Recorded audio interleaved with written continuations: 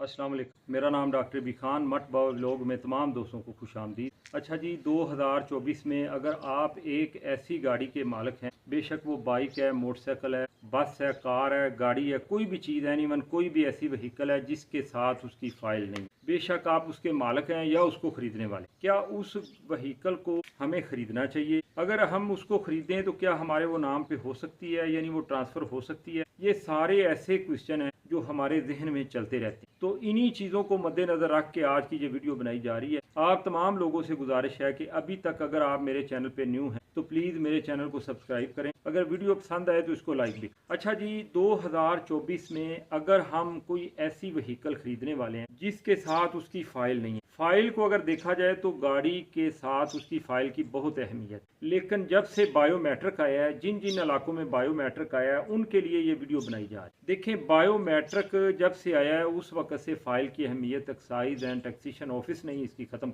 उसकी वजह यह है कि पहले अगर देखा जाए कि जब पहले गाड़ियों को ट्रांसफ़र किया जाता था तो उस वक्त गाड़ी के मतलब ट्रांसफ़र के लिए गाड़ी के ओपन लेटर के साथ उसकी फ़ाइल को एक्साइज एंड टैक्सेशन ऑफिस के अंदर लेके जाया जाता था।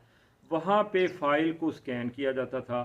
जब फ़ाइल स्कैन होती थी तो फिर ट्रांसफ़र होती थी गाड़ी।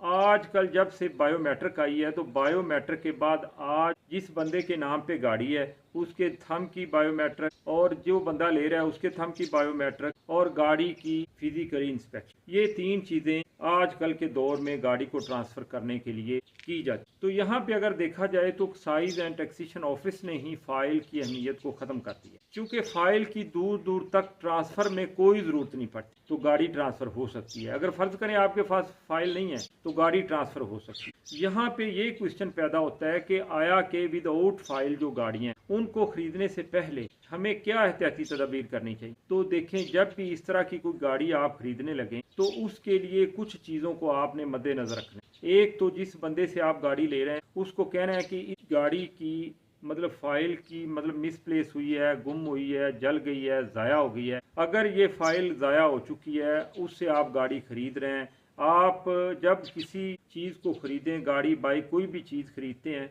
तो उसका एक स्टाम्प होता है। उस स्टाम्प के अंदर उस चीज़ को आप लोगों ने मेंशन करवाना है और उसके मालिक को कहना है कि इसकी एक एफआईआर करवाए, और उस एफआईआर को साथ लेना है, और उस एफआईआर का जिक्र भी आप लोगों ने उस गाड़ी का जो आप स्टाम्प करवाना है उसके अंदर दर्ज करवाना। ये एहतियाती तदाबीर आप लोगों ने करनी है, एक चीज़। दूसरा ये है कि जब भी आप लोग कोई भी इस तरह की गाड़ी व्हीकल कोई चीज़ भी खरीदें तो उसका रजिस्ट्रेशन कार्ड या रजिस्ट्रेशन बुक साथ होना बहुत ज़रूरी है। अगर रजिस्ट्रेशन साथ बुक या कार्ड साथ है, फ़ाइल साथ नहीं है, इन सारी चीज़ों को आप मलहूज़े खातर रख के स्टाम्प करवाते हैं तो आप बिल्कुल उस गाड़ी या उस व्हीकल को ख़रीद सकते हैं। अब देखें, ये जो गाड़ी या व्हीकल हम ख़रीद रहे हैं उसकी क्या प्राइस दूसरी ऐसी गाड़ी या ऐसी व्हीकल के सेम होती है जिसके साथ उसके पूरे डॉक्यूमेंट हैं? तो यहाँ पे मेरी जो राय है वो ये है कि 3 से 4 लाख रुपया अगर गाड़ी है तो उसकी कम होगी, बाइक की भी कम होगी, वैगन बस उसकी भी वैल्यू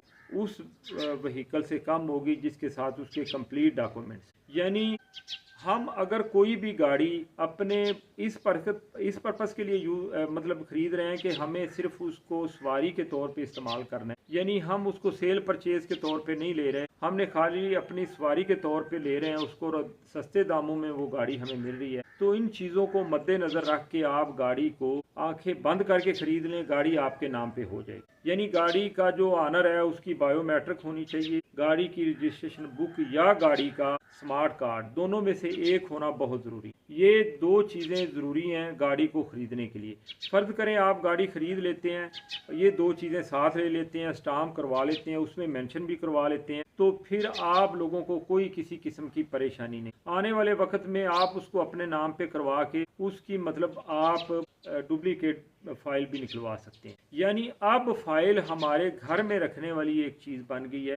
अब फ़ाइल जो है उसकी एक साइज़ की निगाह में कोई इतनी अहमियत नहीं है जब से ये बायोमेट्रिक आई। जिन पाकिस्तान के इलाकों में बायोमेट्रिक नहीं है वहाँ पे फ़ाइल की अभी भी अहमियत मौजूद है, वहाँ पे फ़ाइल आज भी उतनी ज़रूरी है जैसे पहले ज़रूरी। तो मैं उम्मीद करता हूँ आपको मेरी ये वीडियो पसंद आई होगी। प्लीज़ अगर पसंद आई है तो मेरी वीडियो को लाइक कर दें, मेरे चैनल को सब्सक्राइब कर दें। इंशाल्लाह ताला नेक्स्ट आने वाले वक्त में मैं इस तरह की इन्फॉर्मेटिव वीडियो आप लोगों के साथ शेयर करता रहूँगा। तब तक के लिए अल्लाह हाफ़िज़ जी, बहुत शुक्रिया। अस्सलाम।